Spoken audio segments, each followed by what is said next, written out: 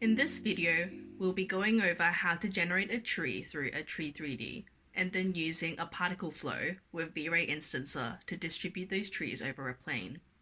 Firstly, we have set up the scene with a 100 by 100 meter plane with a dark green color to blend in with the scene, and a vray sun that is linked to the environment. Also, exposure control is set to vray exposure control. Let's build our trees. To start, click the atree3d button on the toolbar and wait for the extension window to open. In this window, we can preview our trees before building them into our scene. Simply click the type of tree within the library and then selecting preview before clicking in your scene to set the tree. To bake the tree into the scene, just click build tree.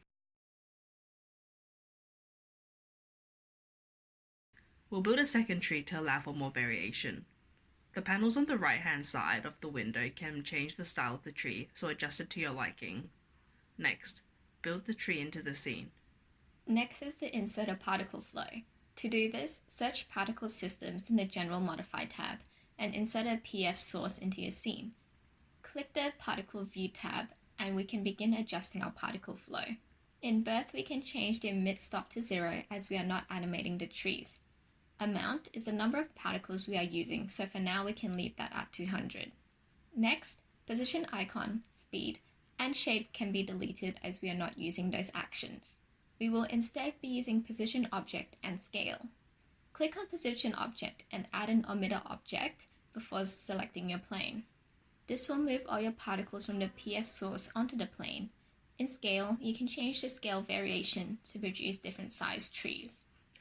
Time to add in the vray instancer. Under standard primitives, go to the vray option and insert a vray instancer into your scene. However, before we can add the trees to it, we need to make sure they are set as a single object. So, with the selection tool, select one part of the tree and click attach, located under the edit geometry tab, and then select the other part. Repeat this step for the rest of your trees. Now, we can go back to the vray instancer and under the modify tab, add your trees one by one into the source object selection. Then, add the particle flow into the particles section.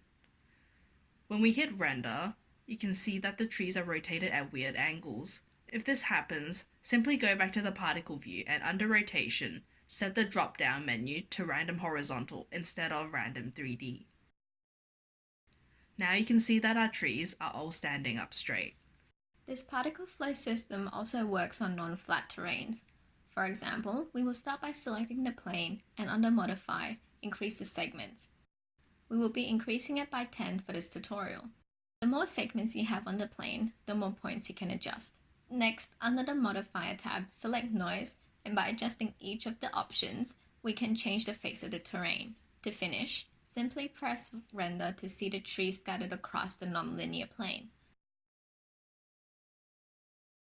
That concludes our tutorial for the particle flow and vray instancer.